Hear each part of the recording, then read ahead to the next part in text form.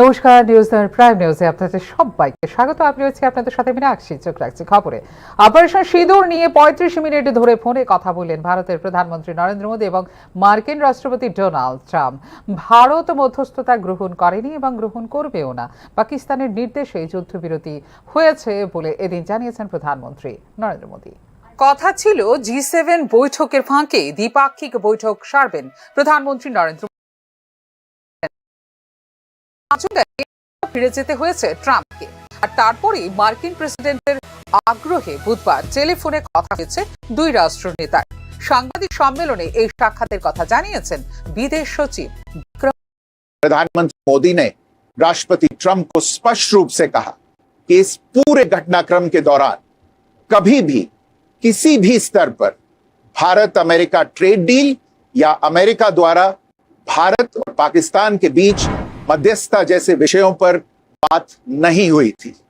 सैन्य कार्रवाई रोकने की बात सीधे भारत और पाकिस्तान के बीच दोनों सेनाओं की चैनल्स के माध्यम से हुई थी और पाकिस्तान के ही आग्रह पर हुई थी। प्रधानमंत्री मोदी ने जोर देकर कहा कि भारत ने न तो कभी मध्यस्थता स्वीकार की थी, न करता है और न ही कभी करेगा। इस विषय पर भारत में पूर्ण रूप से राजनीतिक एकमत है। राष्ट्रपति ट्रंप ने प्रधानमंत्री द्वारा विस्तार में बताई गई बातों को समझा और आतंकवाद के खिलाफ भारत की लड़ाई के प्रति समर्थन किया। ভারত কখনোই পাকিস্তানের বিষয়ে কোনো মধ্যস্থতা মেনে নেয়নি এবং ভবিষ্যতেও নেবে না বলে দিনের কথোপকথনে ট্রাম্পকে পরিষ্কার জানিয়ে দিয়েছেন মোদী। প্রায় ৩৫ মিনিট স্থায়ী হয়েছিল ট্রাম্প মোদী কথোপকথন। এই বৈঠকে ট্রাম্পকে অপারেশন সিঁদুর সম্পর্কে বিস্তারিত জানিয়েছেন মোদী। উল্লেখ করা যেতে পারে, শেষবার তাঁদের কথা হয়েছিল ২২ এপ্রিল পেহেলগাঁও হামলার দিন। ৭ মে গভীর রাতে পাকিস্তান ও পাক অধিকৃত কাশ্মীরে জঙ্গি ঘাঁটিগুলিতেই কেবল হামলা চালিয়েছিল সেনা। এদিন ট্রাম্পকে জানিয়ে দিয়ে এই পরিস্থিতিতে কখনোই ভারত আমেরিকা বাণিজ্যিক চুক্তি কিংবা ভারত পাকিস্তানের মধ্যে মার্কিন মধ্যস্থতার মতো কোনো বিষয় কথা হয় বলে ট্রাম্পকে স্পষ্ট জানিয়েছেন মোদী। ভারত যে জম্মু কাশ্মীরে পাকিস্তানের অবৈধ অনুপ্রবেশের বিষয়ে কোনো ধরনের মধ্যস্থতাকে কখনো গ্রহণ করেনি এবং ভবিষ্যতেও করবে না, তাও পরিষ্কার করে দিয়েছেন প্রধানমন্ত্রী নরেন্দ্র মোদী। পাকিস্তানের বিরুদ্ধে সামরিক পদক্ষেপ বন্ধ করার বিষয়ে আলোচনা ভারত ও পাকিস্তানের মধ্যে সরাসরি হয়েছিল এবং তা পাকিস্তানের অনুরোধেই হয়েছিল বলে জানিয়েছেন প্রধানমন্ত্রী নরেন্দ্র মোদী। সেই সঙ্গেই মার্কিন প্রেসিডেন্টের কাছে প্রধানমন্ত্রী স্পষ্ট করে দিয়েছেন, ভারত এখন আর সন্ত্রাসবাদকে ছায়া যুদ্ধ হিসেবে দেখে না, দেখে পূর্ণ মাত্রা যুদ্ধ হিসেবে। এদিনের কথোপকথনের সময় মোদীকে কানাডা থেকে ফেরার পথে আমেরিকায় আসার আমন্ত্রণ জানিয়েছেন ট্রাম্প, কিন্তু এই মুহূর্তে পূর্ব নির্ধারিত সূচির চাপে এই বৈঠক সম্ভব নয় বলে জানিয়েছেন মোদী। এরপর দুই রাষ্ট্রনেতাই সম্মত হয়েছেন ভবিষ্যতে বিষয়ে বলে এদিনের সাংবাদিক সম্মেলনে জানিয়েছেন ভারতের বিদেশ সচিব। ফিউরো রিপোর্ট, নিউজ নাও।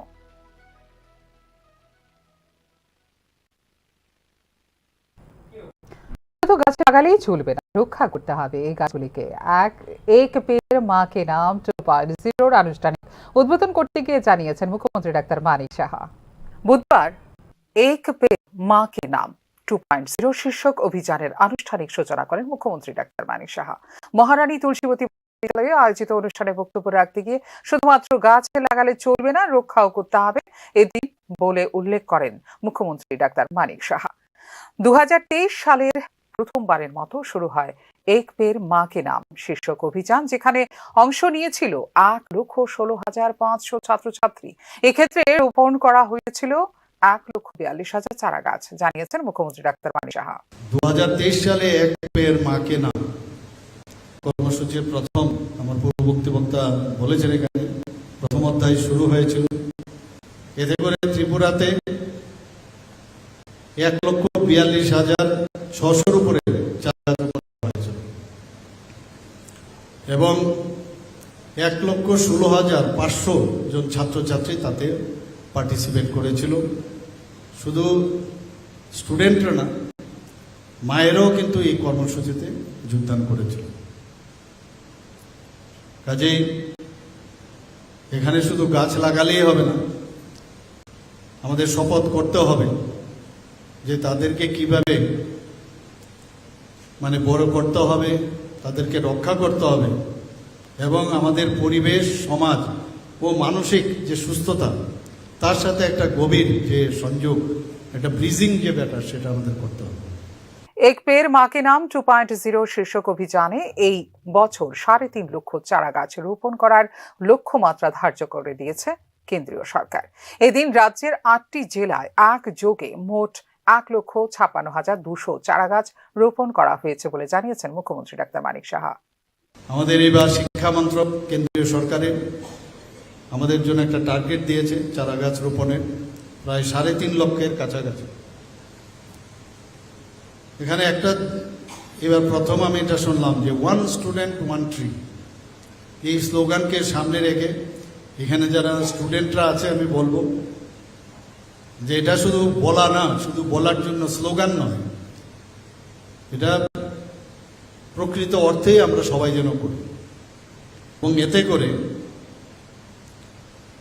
প্রায় 30 জুন পর্যন্ত এই কর্মসূচি এখানে চলবে। 8টি জেলায় আজকে এই কর্মসূচি একযোগে এখানে শুরু হয়েছে সমস্ত জেলায়। প্রায় 3,652টি স্কুল আজকে একযোগে এই বৃক্ষরোপণ কর্মসূচিতে যোগদান করছে এবং এতে করে প্রায় 2,92,400-র উপরে ছাত্রছাত্রীরা অংশগ্রহণ করছে এবং 90,044 জন মারাও আজকে এই কর্মসূচিতে অংশগ্রহণ করছে। 1,56,200-র উপরে আজকের এই চারা গাছ এখানে ত্রিপুরাতে মানে সেখানে রোপিত হবে। এবং আজকে আমি বলতে দ্বিধা নেই, মাননীয় প্রধানমন্ত্রীজি এই যে একটা চিন্তাভাবনা উনি নিয়েছেন এবং আমি মনে করি এটা সাইন্টিফিক্যালি এটা একটা প্ল্যাটফর্ম এবং আগামী দিন তার উপলব্ধি আমাদের বুঝতে হবে। বুধবার এক পের মাকে নাম 2.0 শীর্ষক অভিযানে একযোগে অংশগ্রহণ করে রাজ্যের মোট 3,652টি স্কুল। এই ক্ষেত্রে অংশগ্রহণ করে 2,92,400-র উপর ছাত্রছাত্রী। শুধু তাই নয়, এদিনের এই অভিযানে অংশ নেন 90,044 জন অভিভাবকও।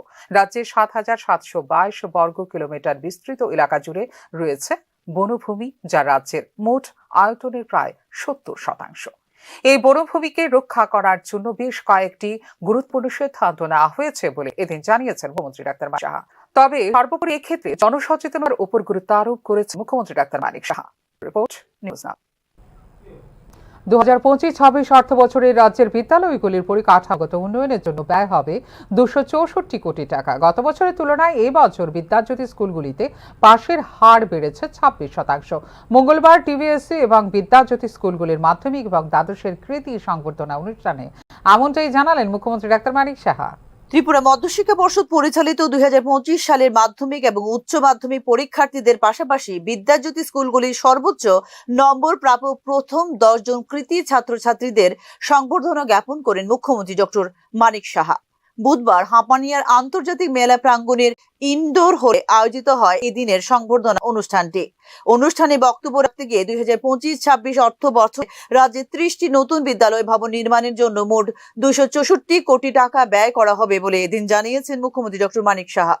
এক্ষেত্রে ত্রিপুরা মধ্যশিক্ষা পর্ষদের শিক্ষা পরিকাঠামোতে আমূল পরিবর্তন আনা হয়েছে বলেও এদিন জানিয়েছেন মুখ্যমন্ত্রী। আমূল সংস্কার করতে পেরেছি আমরা এবং প্রতিটা class smart class, tinkering lab এবং আইসিটি ল্যাব, এগুলো আমরা এডুকেশন ডিপার্টমেন্ট থেকে করেছি। প্রি প্রাইমারি ক্লাস চালু হয়েছে, মিশন মুকুল সেই ব্যবস্থা আমরা এখানে করেছি। যারা অঙ্গনবাড়িতে পড়ে তাদেরকে যখন প্রাইমারি স্কুলে আসবে তো সেখানে যাতে ওদের মানে সেখানকার যে বিদ্যালয়ের সাথে সাথে পরিচয় ঘটে তার ব্যবস্থা আমরা এই মিশন মুকুলের মাধ্যমে আমরা করেছি। পিএমসি প্রকল্প এবং অভিন্ন যে প্রশ্নপত্র সেটা আমরা এই শিক্ষা দপ্তর থেকে করা হয়েছে। 2024-25 সালে শিক্ষা দপ্তর থেকে আমরা 44 যে স্কুল আছে নতুন আমরা ভবন নির্মাণ করেছি এবং এতে করে প্রায় 153 কোটি টাকার মতো আমরা সেখানে খরচ করেছি। বিভিন্ন স্কুলগুলো পুরনো হয়ে যাওয়া, সেখানে আমাদের পরিকাঠামো যে সংস্কার সেটা করতে হয়। তো 2024-25 আমরা প্রায় 80 লক্ষ টাকা খরচ করেছি 346 বিদ্যালয়। 2025-26 অর্থবছরে আরো নতুন ভবন আমরা 30টি ভবন আমরা তৈরি করব, তার জন্য 264 কোটি টাকা সেখানে রাখা হয়েছে। এবং 2025-26 সেখানেও মেজর এবং মাইনর যে সংস্কার, তার জন্য আমরা 123টি বিদ্যালয়ে সেখানে সংস্কার করব, 151 কোটি টাকা আমরা রেখেছি।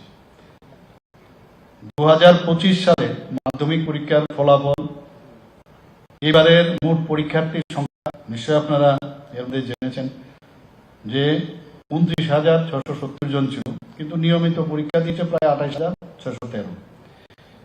মোট বিদ্যালয়ের সংখ্যা 1019 এবং 345টি স্কুল সেখানে 100% সেখানে পাস হয়েছে। এবং পাশের হার কত? 86.53%। যদি আমরা উচ্চ মাধ্যমিক পরীক্ষার ফলাফল দেখি, মোট পরীক্ষার্থীর সংখ্যা ছিল 21,506 এবং বিদ্যালয়ের সংখ্যা হচ্ছে 373। 39টি স্কুলে 100% সেখানে রেজাল্ট আমরা দেখেছি এবং পাশের হার হচ্ছে 79.29। মাধ্যমিক এবং উচ্চ মাধ্যমিক পরীক্ষায় বিদ্যাজ্যোতি স্কুলগুলির ফলাফল গত বছরের তুলনায় এবছর 26% বৃদ্ধি পেয়েছে, যা একটি উল্লেখযোগ্য ঘটনা বলে এদিন জানিয়েছেন মুখ্যমন্ত্রী ডক্টর মানিক সাহা। রাজ্যে গুণমান সম্পন্ন শিক্ষা ব্যবস্থাপনায় বিদ্যালয়গুলোর পাশাপাশি মহাবিদ্যালয়গুলিতেও লাগু করা হয়েছে নতুন ছাত্র শিক্ষানীতি, জানিয়েছেন মুখ্যমন্ত্রী ডক্টর মানিক সাহা। বিদ্যাজ্যোতি স্কুলের যে পার্সেন্টেজ, সেখানে গত বছরের তুলনায় আমরা 26% আমরা বেশি পেয়েছি। পাশের হার হচ্ছে 86% এবং 100% বিদ্যাজ্যোতি স্কুলের সংখ্যা হচ্ছে আউট অফ 125-এ 15টা, গত বছর যেখানে একটি মাত্র ছিল। আর 90%-এর উপরে পাশের হার বিদ্যাজ্যোতি স্কুলের সংখ্যা 66, যেখানে গত বছর মাত্র 5টি ছিল। পাশের হার বিদ্যাজ্যোতি স্কুলের উচ্চ মাধ্যমিক যদি পরীক্ষার কথা বলি 71% এবং সেখানেও গত বছরের তুলনায় 21%। 100% সাফল্য বিদ্যাজ্যোতি স্কুলের 5টি। তো সেইভাবে আমরা যাতে এখানে গুণগত, যেটা বলে সেক্রেটারি মহোদয়, যে কোয়ালিটিভ এডুকেশন দেওয়ার জন্য আমরা চেষ্টা করছি। এবং ন্যাপ, যেটা ন্যাশনাল এডুকেশন পলিসি, মাননীয় প্রধানমন্ত্রীজি সেটা 29শে জুলাই 2020-এ যে ঐতিহাসিক মুহূর্তে সেটা উৎসর্গ করেছেন দেশের জন্য। তো তার থেকে কিন্তু এখন স্কুলে এবং কলেজগুলোতে আমরা ন্যাশনাল এডুকেশন পলিসি চালু করেছি। পরীক্ষা পেয়ে চর্চায় পরীক্ষার সময় শিক্ষার্থীদের উপর বোঝা এবং চাপ কমানোর বার্তা প্রধানমন্ত্রী নরেন্দ্র মোদী, যা গুরুত্ব দিয়ে পালন করছে রাজ্য সরকার বলে এদিন উল্লেখ করেন মুখ্যমন্ত্রী ডক্টর মানিক সাহা। রাজ্য সরকারের পক্ষ থেকে মানসম্মত শিক্ষা প্রদানের চেষ্টা করা হচ্ছে এবং ত্রিপুরার ছাত্রছাত্রীদের মধ্যে প্রতিভার কোনো অভাব নেই বলে এদিন জানিয়েছেন মুখ্যমন্ত্রী ডক্টর মানিক সাহা। তাদের কেবল একটি উপযুক্ত প্ল্যাটফর্মের প্রয়োজন, রাজ্য সরকার এটি প্রদান করার চেষ্টা করছে বলেও এদিন জানিয়েছেন মুখ্যমন্ত্রী। ব্যুরো রিপোর্ট, নিউজ নাও। টেট 1 এবং টেট 2-র ফলাফল খারাপ হয়েছে বলে প্রতিক্রিয়ায় জানিয়েছেন মুখ্যমন্ত্রী ডাক্তার মানিক। মঙ্গলবার এ বিষয়ে প্রতিক্রিয়া দিতে গিয়ে পরীক্ষার ফলাফল প্রকাশ করতে গিয়ে কোনো রকম ভুল ভ্রান্তি হয়নি বলে নিশ্চিত করেছে টিআরবিটি বলে উল্লেখ করেন মুখ্যমন্ত্রী ডাক্তার মানিক সাহা। তবে সার্বিক বিষয়টি ভাবনা করা হবে বলে এদিন জানিয়েছেন মুখ্যমন্ত্রী। উল্লেখ করা যেতে পারে টিচার রিক্রুটমেন্ট বোর্ড ত্রিপুরা বা টিআরবিটি পরিচালিত 2024 সালের টি-টেট পেপার 2 এবং টি-টেট পেপার 1 পরীক্ষার ফলাফল ঘোষণা করেছে টিআরবিটি। এক্ষেত্রে টেট 1 পরীক্ষায় পাশের হার 5.56% এবং টেট 2 পরীক্ষায় পাশের হার 8.92%।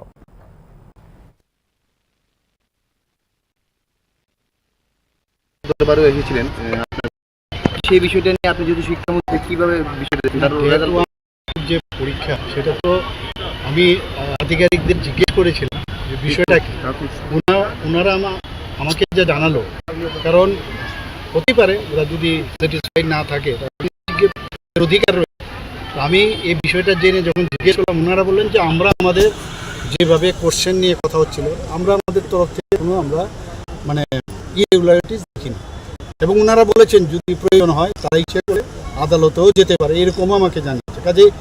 কাজেই এটা সম্ভব হচ্ছে, যেহেতু ওরা বলছে যে আমরা কনফিডেন্ট যে আমরা ঠিকভাবেই মানে প্রশ্নপত্র করা হয়েছে, আমাদের তরফ থেকে কোনো ভুলভ্রান্তি নেই।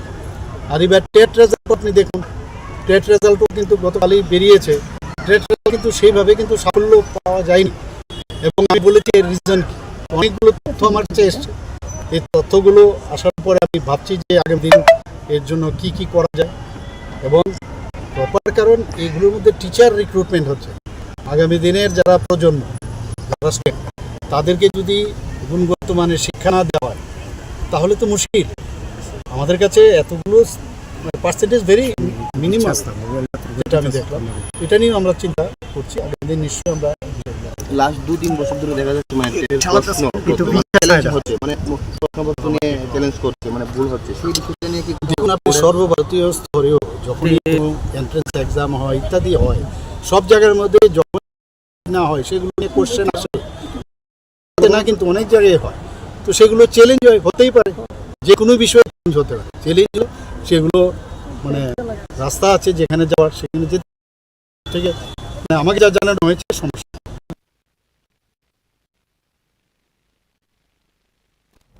ঘুষ নেওয়ার অভিযোগ চাকুরি থেকে বরখাস্ত ত্রিপুরা বাসিন্দা আইএস ধীমান চাকমার উত্তর ত্রিপুরার বাড়িতে তল্লাশি করলো ওড়িশা ভিজিলেন্সের আধিকারিকরা। একই সাথে তাঁর আত্মীয়দের বাড়িতেও তল্লাশি করলো ভিজিলেন্স। ঘুষ নেওয়ার অভিযোগে গ্রেপ্তার হওয়া ওড়িশা ক্যাডারের আইএএস আধিকারিক ধীমান চাকমার বিরুদ্ধে ওড়িশা ভিজিলেন্স এই ঘটনায় 3টি দল গঠন করে ত্রিপুরা ও হিমাচল প্রদেশে পাঠানো হয়েছে বলে এক বিবৃতিতে জানিয়েছে ওড়িশা ভিজিলেন্স। ভিজিলেন্সের দলগুলি ধীমান চাকমার উত্তর ত্রিপুরার কাঞ্চনপুরের পৈতৃক বাড়িতে এবং হিমাচল প্রদেশের কুল্লু জেলার মানালির অন্তর্গত স্বামী নালা এলাকায়, সোসারি ও লাহোল স্পিতি জেলার কিলাং থানার রাংবে এলাকায় তার আত্মীয়দের বাড়িতে চালিয়েছে তল্লাশি। এই তল্লাশি অভিযান চালানো হয়েছে ভুবনেশ্বরের বিশেষ ভিজিলেন্স আদালতের জারি করা ওয়ারেন্টের ভিত্তিতে। ব্যাংকে জমা ও বিনিয়োগের সংক্রান্ত গুরুত্বপূর্ণ নথিপত্র সংগ্রহ ও যাচাই করা হচ্ছে বলে উল্লেখ করা হয়েছে বিবৃতিতে। তার স্থাবর ও অস্থাবর সম্পত্তি হিসেবে খতিয়ে দেখা হচ্ছে অসামঞ্জস্যপূর্ণ সম্পদের দৃষ্টিকোণ থেকে। ওড়িশা ভিজিলেন্সের একটি টিম গত সোমবারই রাজ্যে এসেছিলেন বলে জানিয়েছে উত্তর ত্রিপুরার কাঞ্চনপুর মহকুমা পুলিশ আধিকারিক। ধৃত আইএএস আধিকারিক ধীমান চাকমার পৈতৃক বাড়িতে চালিয়েছে তল্লাশি। উল্লেখ্য, 2021 ব্যাচের ওড়িশা ক্যাডারের আধিকারিক অফিসার ধীমান চাকাকে 8 জুন কালাহান্ডি জেলার ধর্মনগরে 10 লক্ষ টাকা ঘুষ নিতে গিয়ে হাতে নাতে ধরে ফেলেছিল ভিজিলেন্স। তখন ধর্মনগরের সাব কালেক্টরের পদে কর্মরত ছিলেন তিনি। অভিযোগ, এক ব্যবসায়ীর পর সরকারি পদক্ষেপ নেওয়ার হুমকি দিয়ে 20 লক্ষ টাকা ঘুষ দাবি করেছিলেন ধীমান চাকমা। ব্যবসায়ী ভিজিলেন্স দপ্তরে লিখিত অভিযোগ জানালে তাকে 10 লক্ষ টাকা ঘুষ নেওয়ার সময় হাতে নাতে গ্রেপ্তার করেন ভিজিলেন্স আধিকারিকরা। ঘটনার পরে তার সরকারি বাসভবনে তল্লাশি চালিয়ে আরো 47 লক্ষ টাকা নগদ উদ্ধার করেছে ভিজিলেন্স। এরপরই তাকে গ্রেপ্তার করে বরখাস্ত করা হয়েছে চাকরি থেকে। ব্যুরো রিপোর্ট, নিউজ নাও। আসামের শিলচরে ভেঙে পড়ল হারাং নদীর ওপরের সেতু।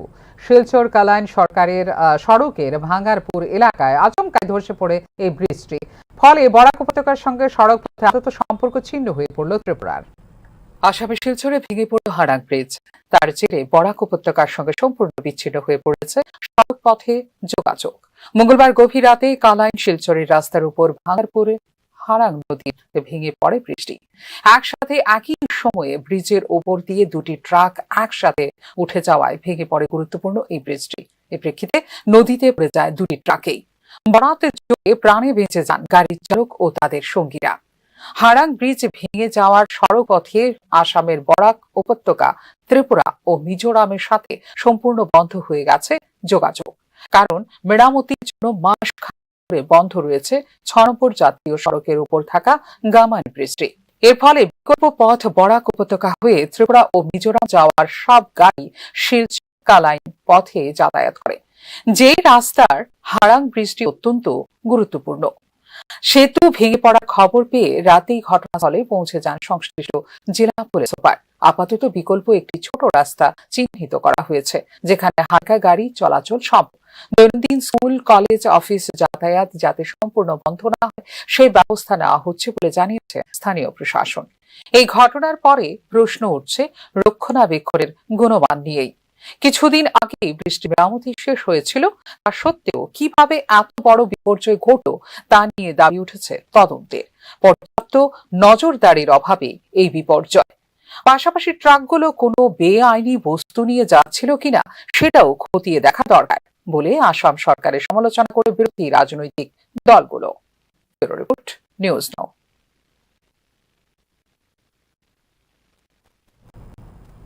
প্রাণী সম্পদ বিকাশ দপ্তরের খোয়াইছিলা হাসপাতালের উদ্বোধন করেন মন্ত্রী সুধাংশু দাস। দাবাটের প্রকল্প থেকে 8,18,00,000 টাকা ব্যয় করে শিঙিছড়ায় নির্মাণ করা হয়েছে এই হাসপাতাল। প্রাণী পালকদের মাধ্যমে ডিম, দুধ ও মাংসের উৎপাদন বৃদ্ধি পাচ্ছে, অপরদিকে কর্মসংস্থান রোজগার বৃদ্ধি পেয়েছে প্রাণী পালকদের বলে এদিন জানিয়েছেন মন্ত্রী। এলাকার প্রাণী পালকদের ক্ষেত্রে গুরুত্বপূর্ণ ভূমিকা পালন করবে এই হাসপাতাল বলেও অনুষ্ঠানে উল্লেখ করেন মন্ত্রী সুধাংশু দাস।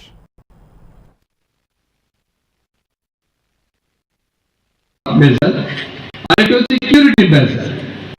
কিউরেটিভ মেজার হচ্ছে আপনার বাড়িতে গৃহপালিত পশু পাখি অসুখ হলো, এবারে তার চিকিৎসা কোথায় হবে, তার জন্য আমাদের এই হাসপাতাল তৈরি করছে। যেমন এটা ডিস্ট্রিক্ট হসপিটাল, তার সাথে আমাদের ভেটেরিনারি ডিসপেন্সারি রয়েছে, ভেটেরিনারি সাবসেন্টার রয়েছে। অর্থাৎ আপনার পাশাপাশি সাবসেন্টার আপনি পাবেন, সেখানে আপনি নিয়ে যাবেন, সেখানে ডাক্তারবাবু থাকবে। সাবসেন্টারে যদি আপনার সমস্যার সমাধান না হয় তাহলে ডিসপেন্সারিতে যাবেন, ডিসপেন্সারিতে যদি সমস্যার সমাধান না হয় তাহলে আমাদের এটা স্পেশালিটি হসপিটাল মানে ডিস্ট্রিক্ট হসপিটাল।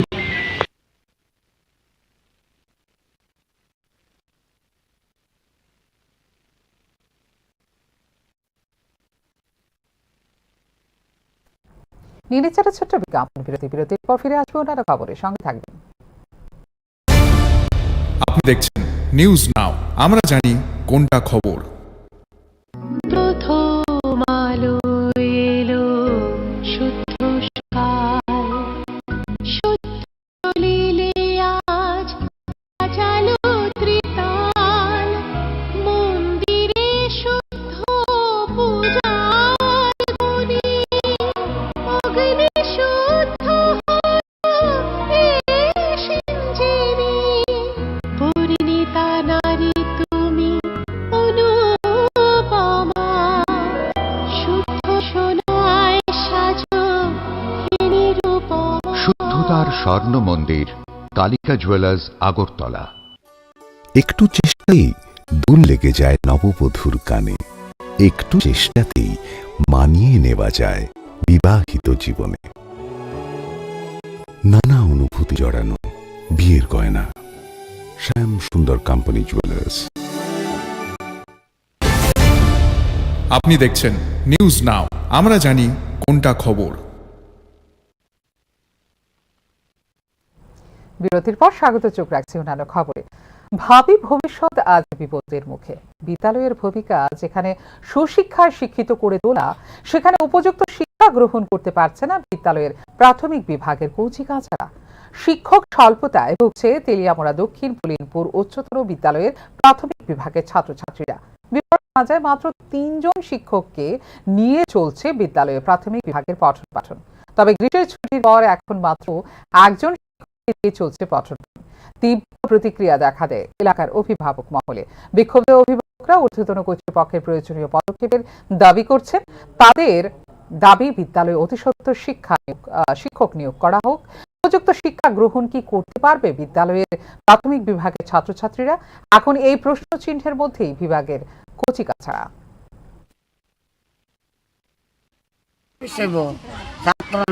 মাস্টার নাই, ছাত্র বেশি, তখন তো আমাদের মাস্টার লাগে। মাস্টার স্যার হইব একজন তো হেডমাস্টার, আর একজন তো বর্তমানে স্কুলের 3 জন স্যার, একজন নতুন একজন আছে ওই বাড়িতে। স্টুডেন্ট কত ধরনের না?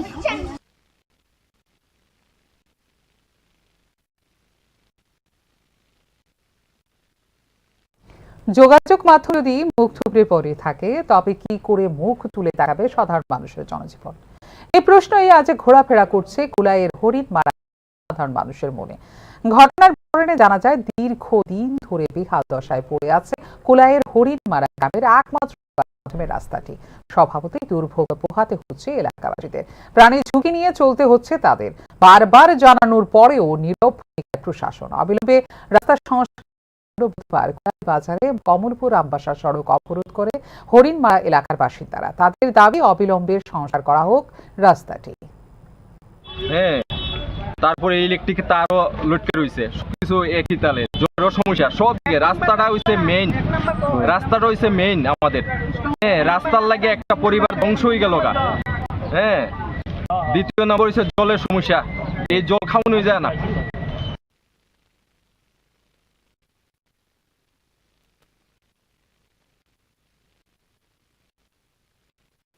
শ্রীমন্তপুর থেকে মেলাঘর পর্যন্ত জাতীয় সড়ক সংস্কারের কাজ নির্মাণের হচ্ছে বলে অভিযোগ করলেন পথচারী থেকে শুরু করে সংশ্লিষ্ট এলাকাবাসী। এক্ষেত্রে রাতে অন্ধকারে নিম্নমানের কাজ হচ্ছে বলে অভিযোগ সংশ্লিষ্টদের।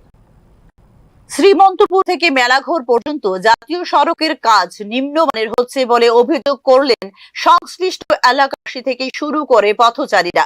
প্রতি রাতে বৃষ্টির মধ্যে চলছে রাস্তার কার্পেটিং এর, যা নিয়ে ক্ষোভ প্রকাশ করলেন এলাকাবাসী। রাতের অন্ধকারে নির্দিষ্ট গুণমান বজায় না রেখেই এই সংস্কার কাজ চলছে বলে জানিয়েছেন অভিযোগকারীরা। দাবি হলো যে খরান থাকে, শুকনো থাকে রাস্তা, তাহলে রাস্তা করো, আমরা বাধা নাই, রাস্তা করো। এটা ন্যাশনাল হাইওয়ে, তাহলে ভালো হওয়ার আপনার ন্যাশনাল হাইওয়ে রাস্তা হইতে আছে, ভালোভাবে করো। ন্যাশনাল রোড ভালোভাবে করো, বৃষ্টির ভিতরে রাস্তা করো। এক মাস দুইবার যাবে না, পুরোটা উঠে যাবে বাবা। কি লাভ হলো রাস্তা করে? রাস্তা বৃষ্টির ভিতরে রাস্তা করতেই আছে, বাধা দেওয়া নাই, কোনো কিছু নাই, তেল মারে না, জলের প্রতি মারে দিতেছে। এলাকাবাসী তো বাধা দিব। কদিন ধরে এইসব কাজ চলতেছে? এটা তো আর শুরুতেই চলতেছে এরকম। ওইদিকে সাগরলি আজ রাত সকালে পুরো উঠে গেছে, পিচ নাই, কিছু নাই, শুকনো মেরে দিচ্ছে।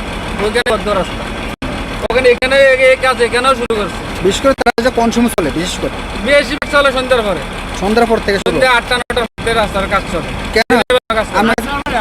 এই ধরনের গুণগত মান সম্পন্ন কাজের ফলে দিন দুয়েক পর পরই চলাচলের অযোগ্য হয়ে ওঠে জাতীয় সড়ক, অভিযোগ সংশ্লিষ্টদের। ন্যাশনাল হাইওয়ে এই যে মেঘের ভিতরে, বৃষ্টির ভিতরে কার্পেটিং করতে আছে। আমরা এটা দেখতেছি কইতাছি যে কার্পেটিং কি লেগা করতে আছে বৃষ্টির ভিতরে। জিএম স্যার জানে, এরপরে এটার ভিতরে যে তেলটা মারে, তেলটাও দিছে না। আর 1 নাম্বার তেল দিছে না, 2 নাম্বার বৃষ্টির ভিতরে কার্পেটিং করতে আছে। রাত কয়টা বাজে? এখন রাত্রে বাজে 12টা। সবাই ঘুমানো পরে 12টা পরে কাম হয় সবসময়। হ্যাঁ, সবসময় 12টা পরে কাম হয়। এর মধ্যে কাজের কোয়ালিটি কেমন আছে? কাজ একবারে খারাপ। ওই একবারে গর্ত হয়ে গেছে, এক মাস রাস্তা একবার গর্ত হয়ে গেছে। ওই দিন অ্যাক্সিডেন্ট হয়েছে, একজন লোক মারা গিয়েছে। সামনে এত নষ্ট হলে কেমন মানুষ? কাজের রাস্তা একবারে খারাপ, 1 মাস হয়েছে না, কাম হয়েছে। বৃষ্টির মধ্যে কাজটা যেটা করতে, এটা কি আদৌ গুণমান ঠিক আছে? না, একবারে ওই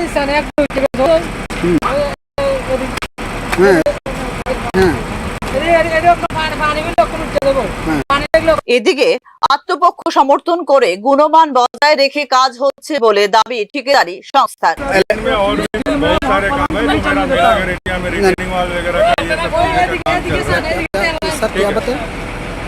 दिन में भी मेरा काम चलता है, रात में डीबीएम का काम मैं मैक्सिमम ये जो फर्टिलाइजर भी मैं किया हूँ डीबीएम का, इसके नीचे का, वो भी मैं नाइट में काम किया हूँ। বর্তমানে প্রায় 1000 কিলোমিটার জাতীয় সড়ক এবং মহাসড়ক নির্মাণ এবং সংস্কারের কাজ চলছে গোটা রাজ্য জুড়ে। তবে এরই মধ্যে বিভিন্ন জায়গায় কাজের গুণমান নিয়ে উঠে আসছে প্রশ্ন চিহ্ন। জাতীয় সড়কের গুণমান পরীক্ষা করার জন্য NHIDCL এর একটি দল রাজ্য সফরে আসবে বলে জানান পূর্ত দপ্তর এবং NHIDCL কর্তৃপক্ষ। তবে এই ঘোষণা প্রায় পক্ষকাল অতিক্রান্ত হয়ে গেলেও এখনো পর্যন্ত কোনো ধরনের হেলদোল না থাকায় প্রশ্ন উঠছে বিভিন্ন মহল থেকে। ব্যুরো রিপোর্ট, নিউজ নাও।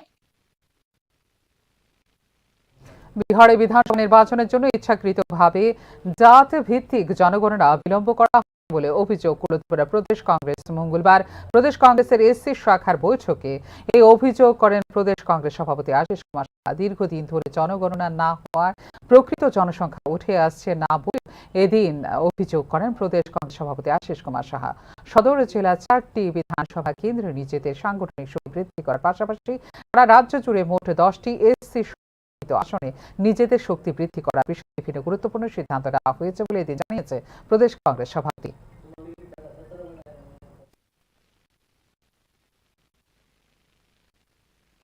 না হওয়ায় প্রকৃত জনসংখ্যা এটা উঠে আসছে না। ইচ্ছাকৃতভাবে এই জনগণনা এটাকে পিছিয়ে দেওয়ার একটা ষড়যন্ত্র আজও কেন্দ্রীয় সরকার করে যাচ্ছে। শুধুমাত্র বিহারের ভোটে বৈতরণী পার হওয়ার জন্য ঘোষণা করা হয়েছে। আমরা চাইছি যে অবিলম্বে এই কাজটা শুরু করুন এবং শূন্য পদে সংরক্ষণ মেনে এসসি জনগোষ্ঠীর মানুষের তাদের সংরক্ষিত আসনগুলি অবিলম্বে আমাদের রাজ্যেও যেন পূরণ কাস্ট ভিত্তিক এই যে বাজেট বরাদ্দ আমাদের রাজ্যে আমরা করার কথা বারে বারে বলেছি। এটা না প্রবোধন সরকারের সময় আছে, বর্তমান সরকারও রাজভিত্তিক বাজেট করা তাদের আইন তারা এখানে কোনো প্রয়াস নেই। দেখা যাচ্ছে এই যে আগামী 27 জুন রথযাত্রা উৎসব। রথযাত্রা উপলক্ষে প্রস্তুতি তুঙ্গে আগরতলা জগন্নাথ জিও মন্দিরে। জগন্নাথ, বলরাম, সুভদ্রার রথ সেজে উঠছে নতুন সাজে। জগন্নাথ মন্দিরে এই রথযাত্রা উৎসব উপলক্ষে 29 জুন থেকে শুরু হবে এক ধর্মসভা। এতে অংশ নেবেন দেশ ও বিদেশের সাধু সন্তরা। 4 জুলাই পর্যন্ত চলবে ধর্মসভা, জানিয়েছেন জগন্নাথ জিও মন্দির কর্তৃপক্ষ। এদিন প্রশাসনের নির্দেশিকা মেনে এই বছর রথ বের করা হবে বলে মঙ্গলবার জানিয়েছেন জগন্নাথ জিও মন্দির কর্তৃপক্ষ। রথের চূড়ান্ত উচ্চতা ও রথ বানানোতেও সরকারি সমস্ত নীতি নির্দেশিকা মেনে করা হয়েছে বলে জানিয়েছেন মন্দির কর্তৃপক্ষ। রথের চূড়া কাঠের তৈরি করা হয়েছে। রথের পেছনে অ্যাম্বুলেন্স, প্যারামেডিক্যাল, স্বেচ্ছাসেবী, অগ্নি নির্বাপক সহ যাবতীয় ব্যবস্থাপনা করা হয়েছে বলেও জানিয়েছে জগন্নাথ জিও মন্দির কর্তৃপক্ষ।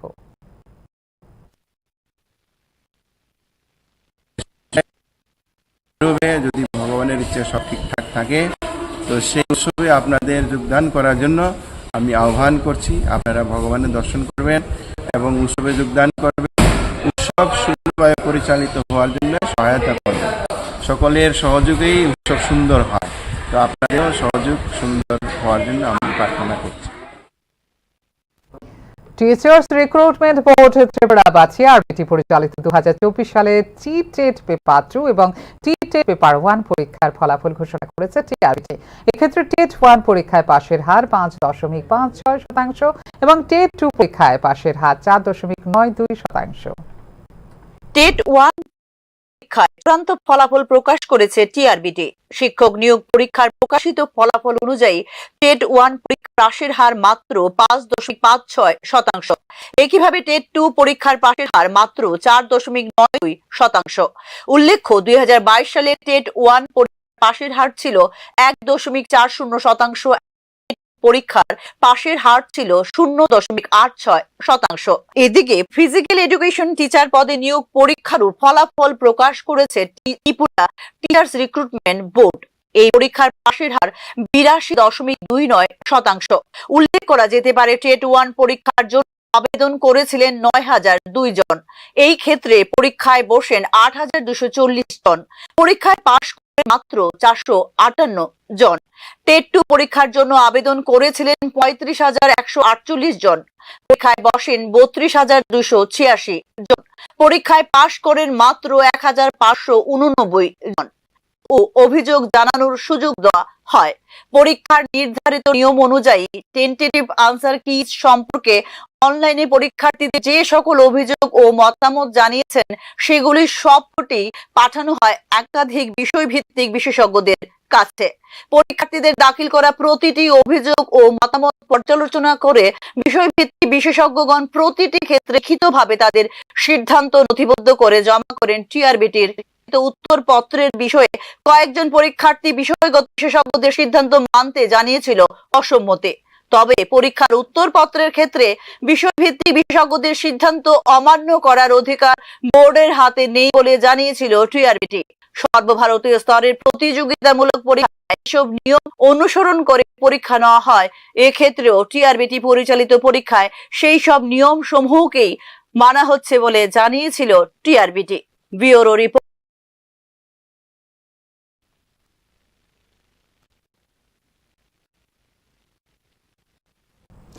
এখনকার মতো এই মুহূর্তের সংবাদ এই পর্যন্ত। অন্যান্য আপডেটস দেখার জন্য নজর রাখতে হবে নিউজ নাওর পর্দায়। নমস্কার, শুভরাত্রি।